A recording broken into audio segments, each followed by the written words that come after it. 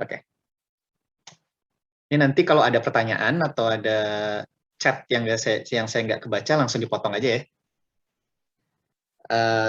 Ya, tadi kira-kira hari ini akan bahas itu rencananya, lalu setelah itu kita akan bahas mengenai review gelombang laut. Di sini ada yang belum ngambil mekanika gelombang nggak? Dari yang hadir nih? Atau udah semua? Sedang, Pak. Sedang ya? Oke. Udah sampai mana, Pak Ahmad, kalau boleh tahu, Mas Ahmad? Mekanika gelombangnya? Mekanika gelombangnya sekarang lagi belajar tentang apa ya? Kayak Taylor Mencari tinggi series. gelombang. Iya, kayak Taylor series gitu. Taylor series. Udah ada ini, apa namanya, persamaan gelombang potensial gelombangnya udah? Udah, Pak. Udah ya? Kalau pressure gitu-gitu udah berarti ya? Ya udah. Oh, oke. Ya udah. Kalau gitu ini kita nanti akan sikat aja di sini ya. Singkat saja. Lalu habis itu kita akan bahas gaya difraksi gelombang dan gaya gelombang pada struktur slender atau slender structure ya. Jadi pakai Morrison equation. Nah, ini mau nanya lagi nih, untuk yang belajar di mekanika gelombang yang lagi ngambil ini udah lewat atau ada di dalam silabus atau enggak? Belum diajarin sih, Pak, yang itu gaya Belum ya? Morrison. Belum Oke. sampai. Biasanya hidrodinamika sih ya. Iya, hidrodinamika. Ya betul. Ya nanti itu soalnya itu salah satu aspek penting ya. Soalnya itu salah satu yang paling membedakan antara struktur non kelautan dengan struktur kelautan. Jadi mungkin kita akan banyak bicara di sana tentang gaya-gaya eksternal yang ada akibat dari gelombang ya. Lalu di modul 11 nanti kita akan menurunkan persamaan linear equation of motion atau persamaan gerak di frekuensi domain terutama. Dan parameter kekakuan hidrostatis. Ini juga salah satu yang membedakan antara struktur non kelautan dengan struktur kelautan nanti ya, offshore structures. Terus habis itu kita akan menurunkan added mass dan damping yang ada ya, damping tipikal yang ada di offshore structures sekali lagi. Lalu serta contoh-contoh perhitungannya. Lalu terakhir kita ada contoh aplikasi perhitungan. Jadi nanti mungkin akan ada 1-2 contoh perhitungan untuk barge dan TLP atau semi-sub. Tapi ini lebih ke analytical ya. Nanti kalau misalkan masalah aplikasi ke perangkat lunak itu bisa didapatkan dari dasar-dasar perhitungan yang ada di sini. Jadi paling nggak kita tahu dulu karakteristik setiap perkiraan karakteristik setiap struktur lepas pantai ini seperti apa. Jadi kita bisa tahu output yang kita harapkan dari perangkat-perangkat lunak tersebut. Lalu nanti terakhir ada review sebelum UAS ya. Ini baru rencana, jadi mungkin nanti kita akan bisa kita sesuaikan tergantung pace dari kelasnya juga ya. Oke Pak, ada yang ditanyakan untuk rencana kelas ke depannya? Nggak ada ya? Jadi pertama kita bahas mengenai pengenalan aplikasi analisa dinamika struktur di struktur lepas pantai ya. Nah, untuk hari ini kita akan bahas tipe-tipe struktur yang saya bilang tadi, lepas pantai berdasarkan fungsinya. Jadi nanti dikategorikan berdasarkan fungsi, mungkin nggak semuanya akan disebutkan, tapi menggambarkan lah ya, kira-kira apa aja yang ada di lepas pantai biasanya. Lalu ada aspek dinamika struktur lepas pantai yang menjadi pertimbangan desain, atau sebaliknya. Jadi ada beberapa pertimbangan desain yang akan mempengaruhi perhitungan analisa dinamika struktur kita. Lalu juga ada berbagai elemen analisa dinamika struktur lepas pantai yang biasanya harus diperhatikan. Jadi ini istilah-istilah common, istilahnya apa ya, common terms ya, yang biasa ada di analisis dinamika struktur lepas pantai. Lalu ada persamaan gerak umum benda pejal. Nah, di sini kita tidak akan menurunkan dulu persamaan geraknya, tapi paling enggak saya ingin menunjukkan apa sih yang membedakan dari persamaan geraknya ini kalau misalkan kita bicara tentang struktur kelautan dan struktur non kelautan. Jadi cuma gambaran aja, gambaran besar di sini. Kalau sekali lagi kalau ada pertanyaan langsung aja potong ya. Oke, pertama tipe struktur lepas pantai berdasarkan fungsinya.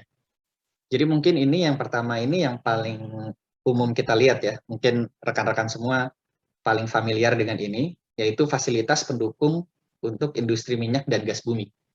Nah, fasilitas pendukung ini sendiri dibagi menjadi 3. Ada untuk kegiatan eksplorasi, kegiatan produksi dan pemrosesan, lalu ada transportasi dan penyimpanan. Nah, untuk eksplorasi ini biasanya struktur tidak tetap ya. Jadi dia harus mudah dimobilisasi dan demobilisasi.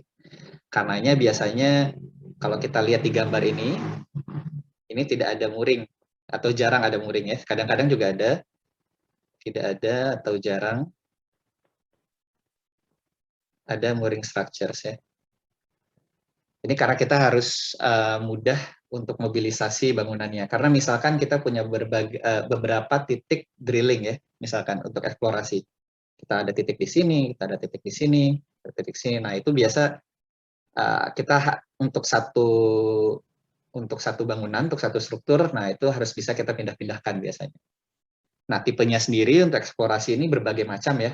Ada barge, tipenya ship shape istilahnya.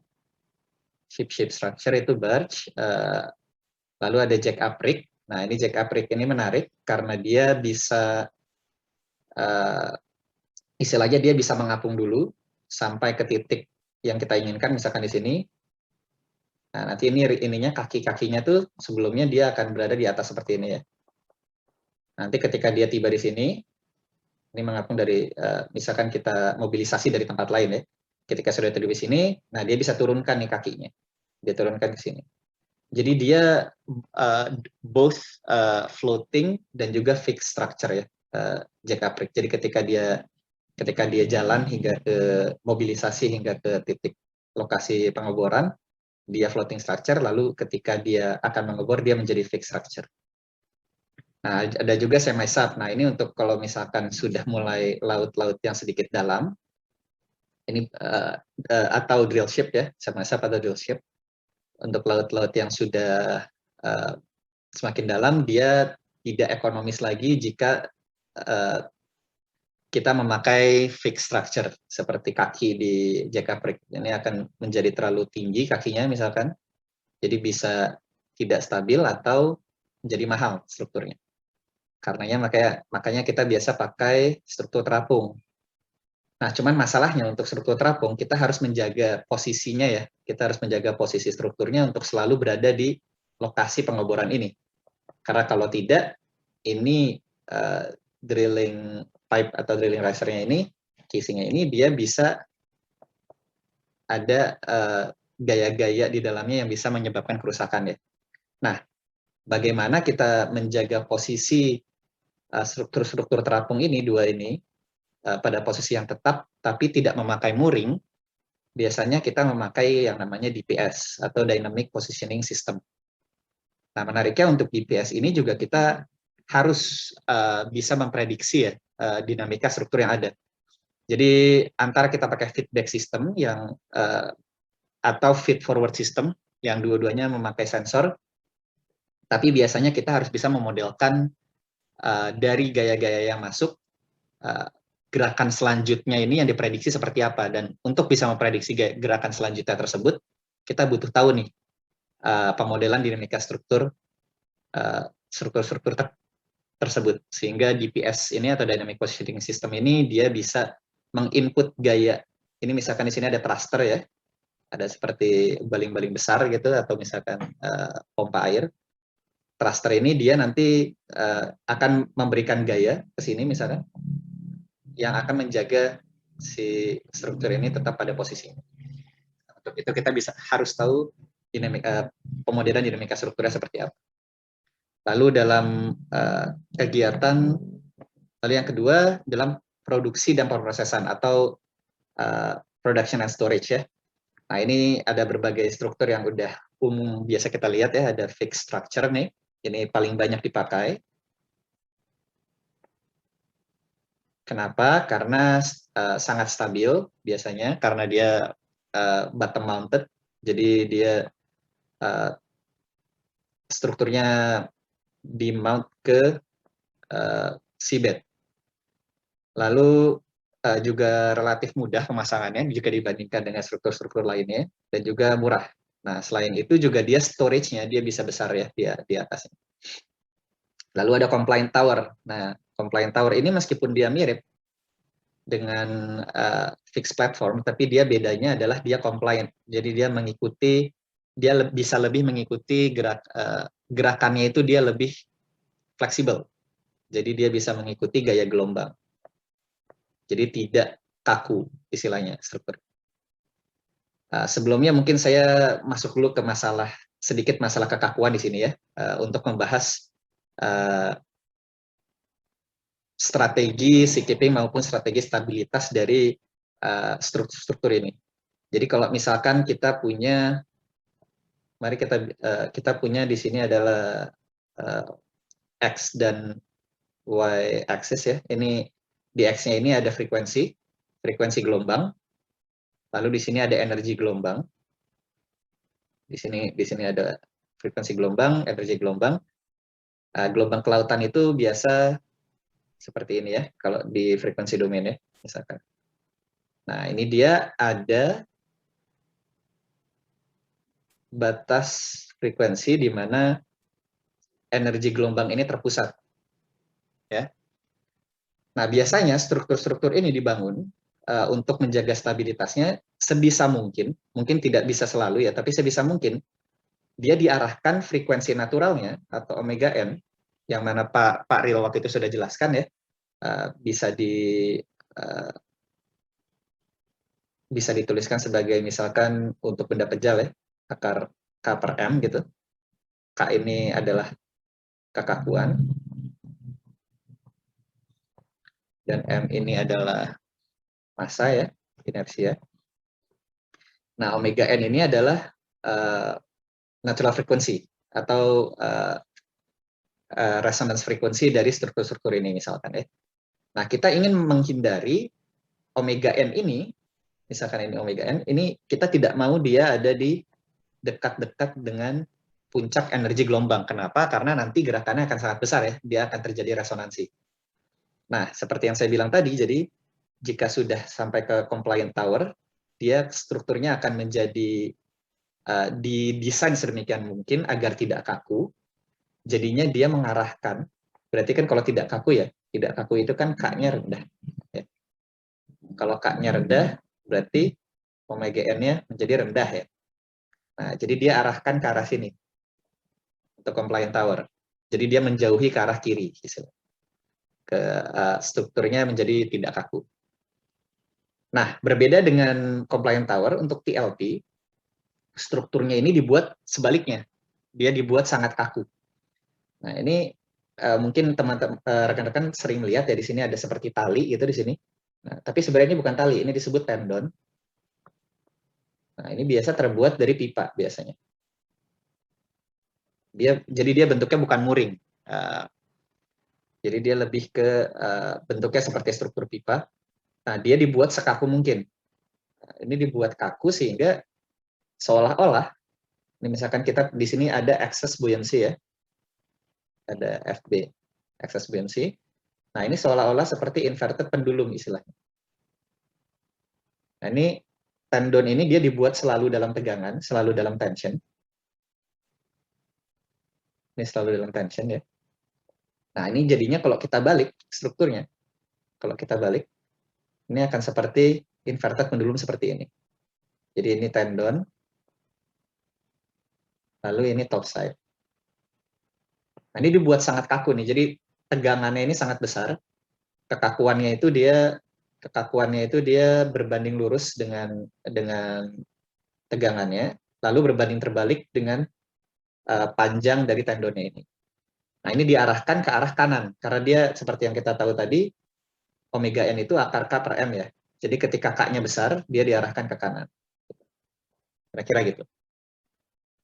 Nah, untuk SPAR, untuk struktur SPAR, ini SPAR, ini dia sama seperti compliant tower, dia diarahkan ke arah kiri. Jadi diarahkan ke arah kekakuan rendah ya.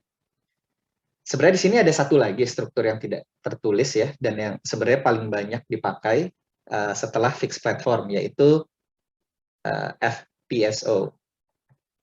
FPSO.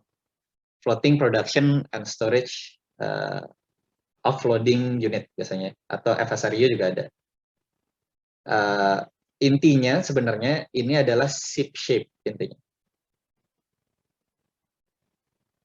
Shape structure ya. Nah, FPSO ini paling banyak digunakan sebenarnya karena berbagai hal. Tapi bukan karena karakteristik dinamika strukturnya. Kalau misalkan yang lain dipilih karena karakteristik dinamika strukturnya seperti spar, TLP atau semi-sub misalkan ya. Tapi FPSO ini bukan karena itu. Dia sering waktu dipilih karena dia mudah dibuat, karena mudah dikonstruksi, karena bisa dari barge-barge atau dari kapal-kapal di-repurpose menjadi FPSO, kapal-kapal tanker yang sudah ada atau mau di commissioning misalkan ya. Nah, itu bisa di-repurpose langsung menjadi FPSO. Dan instalasinya juga relatif sangat mudah dibandingkan dengan struktur-struktur terapung lainnya. Nah, tapi karakteristik dinamika FPSO ini terutama untuk degree of freedom role-nya itu sebenarnya mendekati puncak dari energi gelombang di sini deh, dekat-dekat situ. Jadi khusus untuk FPSO, mungkin teman-teman pernah bertanya-tanya, dulu saya pernah bertanya-tanya, kenapa kalau misalkan dia paling mudah, paling besar storage-nya segala macam, kenapa nggak semuanya aja bentuknya FPSO gitu ya? Nah, yang jadi masalah FPSO itu dia yang tadi, karakteristik dinamika itu sangat relatif buruk dibandingkan dengan yang lainnya. Yang paling bagus itu biasanya TLP ya, dia bahkan, ini TLP, dia bahkan bisa taruh dry tree, jadi istilahnya blowout prevention sistemnya dan lain-lain. Itu biasanya kalau misalkan untuk semi-sub itu ditaruhnya di sini, di bawah laut gitu ya. Nah, dia bisa taruh di atas strukturnya. Spar juga begitu. Karena karakteristik dinamiknya sangat baik. Gitu. Tapi ada aspek-aspek lain yang menjadi pertimbangan kenapa nggak selalu TLP atau nggak selalu spar, seperti construction-nya yang cukup sulit misalkan, atau dalam kasus TLP dia top side load-nya itu tidak bisa besar-besar ya. Karena kita tahu tadi kan kekakuannya itu berbanding lurus dengan tension. Kalau top side load-nya besar, tension-nya berkurang, jadi kekakuannya juga berkurang. Sedangkan kita mau TLP itu kekakuannya besar ya. Kira-kira seperti itulah. Jadi banyak sekali ini di sini aspek-aspek dinamika struktur yang bisa kita pertimbangkan di sini. Yang nanti kita akan mempelajari lebih dalam di materi-materi selanjutnya ya. Lalu ada juga transportasi dan penyimpanan ya. Seperti contohnya pipa bawah laut. Pipa bawah laut. Lalu di sini ada ship to ship offloading ya.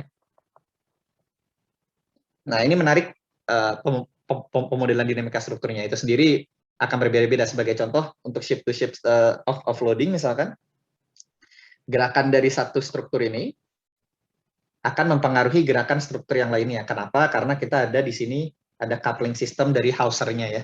Hauser seperti ini transfer pipe dari FPSO ke offloading tankernya.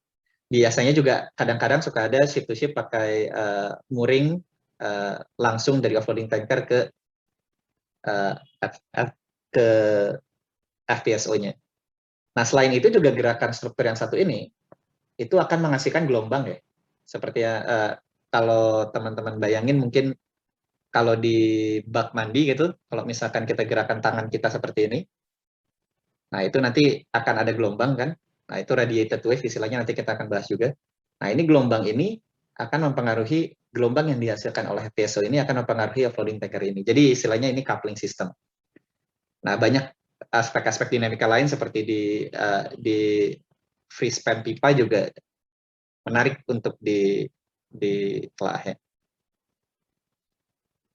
Lalu ada bangunan-bangunan lainnya, yaitu untuk instalasi dan konstruksi bangunan lepas pantai. Di sini kita lihat ada pipelaying vessel ya. Gerakan kapal ini akan mempengaruhi gerakan pipa tentunya. Nah, ini kita harus perhatikan juga. Karena misalkan di touchdown point ini, dia gerak-gerak terus, bendingnya berubah-ubah gitu. Nah, itu akan mempengaruhi fatigue life misalkan. Atau ada gaya kontak antara seabed dengan pipanya ya. Lalu juga ada derrick barge ini, pemasangan topside untuk fixed structure. Jadi meskipun yang strukturnya fix, tapi dia dipasang dengan struktur terapung, yang mana dia tentunya akan memiliki gerakan dan lain-lainnya. Yang harus kita pelajari, kita harus tahu si state apa yang dimana kita masih bisa melakukan pemasangan ini. Nah, ada juga untuk aircraft carrier juga sama ya. Jadi ada beberapa si state. Si state ya, itu kombinasi HS dan TP. Nah, ini kalau saya bilang si state tinggi, berarti HS-nya itu tinggi. Jadi si state tinggi itu artinya HS tinggi ya biasanya. Sedangkan TP ini adalah periode puncak ya, seperti yang saya bilang tadi. Misalkan ini energi gelombang, lalu ini omega n misalkan. Nah, di sini itu dia ada omega P. Dari omega P kita bisa TP ya. Jadi itu periode puncak dari energi gelombang. Lalu selanjutnya yang paling menarik ini, yang baru-baru ini ada ya, itu adalah fasilitas peluncuran dan pendaratan roket. Nah, ini menarik, dia SpaceX ini ya, landing platform. Nah, dia memakai sama DPS, Dynamic Positioning System. Dan menariknya dia unmanned. Dia itu drone. Sudah automated semuanya. Jadi dia udah tahu posisi. Ini terus berkomunikasi dengan roket yang akan mendarat gitu. Dia selalu update posisinya. Nah, ini juga pakai DPS ya, Dynamic Positioning System. Nah, ini dikarenakan kebutuhan roket lebih dari sekali pakai biasanya. Jadi ingin recovery di laut gitu. Nah, ini kita harus hitung juga nih si state apa, atau misalkan kapan kita bisa melakukan operasi-operasi ini. Lalu ada juga struktur utama. Struktur lepas pantai itu berdasarkan fungsinya sebagai struktur utama dan pendukung dari pembangkit energi baru dan terbarukan. Ini lagi marak juga ya. Ini ada OTEC. OTEC itu Ocean Thermal, kalau mau cari ya, Energy Converter. Nah, ini dia memanfaatkan intinya gradien dari suhu laut ya, karena di sini suhu lautnya di dekat permukaan ini tinggi suhu lautnya gitu ya, temperatur tinggi, sedangkan di bawah laut ini temperaturnya sangat rendah biasanya. Bisa sampai 4 derajat Celcius. Bisa sampai 4 derajat Celcius ya. Nah, ini dia memanfaatkan gradien suhu ini, gradien temperatur ini, dia pakai pipa seperti itu ya, lalu dia coba bangkitkan listrik di sana. Nah, ini menariknya itu di sini ada hanging pipe yang menjadi perhatian khusus. Karena misalkan untuk pipe laying vessel misalkan ya, ini tidak ada hanging pipe bahkan. Dia kan nah, ini kan selalu ada touchdown point di sini ya, PDP. Nah, ini selalu ada reaksi perletakan di sini ya. Nah, bedanya dengan ini dia mengambang aja di sini gitu. Nah, itu harus dihitung juga dari kekuatan pipanya, lalu bagaimana dinamika kapalnya itu mempengaruhi gerakan pipanya itu sendiri, itu akan sangat berbeda dengan jika kita punya touchdown di sini. Ya. Lalu ada juga wind turbine structure ya. Ini berbeda dengan typical oil and gas structure yang kita tahu. Itu karena adanya gaya thrust dari PTO system atau power take off system ya di sini. Nah, biasanya kan kita ingin meminimalisir gaya angin yang bekerja pada struktur misalkan ya. Tapi kalau di sini kita ingin memaksimalkan, jadi kita malah memaksimalkan thrust ini gitu. Nah, itu nanti akan mempengaruhi desain kita bentuknya. Makanya biasanya bentuknya seperti ini gitu ya. Jadi ada kalau dilihat dari atas tuh ada 3 gitu ya. Ini terus nanti dia ditaruh di sini misalnya. Nah, itu dia harus memperhatikan itunya. PTO sistemnya tersebut ya. Lalu tinggi dari top side itu sendiri juga, karena kan angin itu semakin tinggi dari permukaan laut, dia semakin bagus ya anginnya ya. Jadi kita ingin sebisa mungkin tinggi tapi tetap stabil. Nah, itu juga harus diperhatikan dinamika strukturnya, karena semakin tinggi, kalau kita gambarkan seperti ini gitu ya, kita punya gaya di sini, lalu ini adalah L gitu. Nah, ini semakin L-nya semakin naik, momennya itu semakin naik juga ya, karena kan momen itu kan L kali F gitu. Jadi meskipun F-nya sama, tapi kalau semakin tinggi momen overturning momennya akan semakin besar. Nah, itu juga harus diperhatikan. Lalu ada yang juga lagi marak sekarang, offshore floating PV, jadi floating solar panel. Nah, yang berbeda dari struktur-struktur lainnya, offshore floating panel ini biasa disebut VLFS atau Very Large Floating Structure. Ini artinya footprint-nya sangat besar. Footprint sangat besar. Nah, kenapa ini menjadi perhatian khusus? Karena seperti yang kita tahu tadi ya, kekakuan itu kan berbanding terbalik dengan akar dari, bukan akar ya, berbanding terbalik dengan 1/L ya. Jadi semakin L-nya itu semakin besar, biasanya kekakuannya itu akan semakin rendah. Nah, jadi struktur-struktur yang footprint-nya sangat besar seperti ini, biasanya dia lebih elastis dibandingkan dengan struktur yang footprint-nya lebih kecil. Jadi dia akan ada elastisitas struktur di sini. Dia bisa bergerak seperti ini gitu ya. Nah, di situ nanti tentunya akan berinteraksi dengan strukturnya, akan berinteraksi dengan air di sekitarnya akan berbeda jika dibandingkan untuk struktur benda pejal ya. Nah, di sini disebut istilahnya hydroelasticity, yaitu interaksi antara struktur elastis dengan fluida biasanya. Lalu yang terakhir ada wave energy converter. Nah, ini pelamis. Ini kalau mau cari namanya pelamis. Banyak sekali ya tipe energy converter, ada point absorber, ada, dan cara kerjanya beda-beda. Tapi semuanya itu bekerja dengan justru memaksimalkan dinamika strukturnya. Jadi kalau misalkan kita cari tadi misalkan wind turbine atau misalkan untuk oil and gas structure,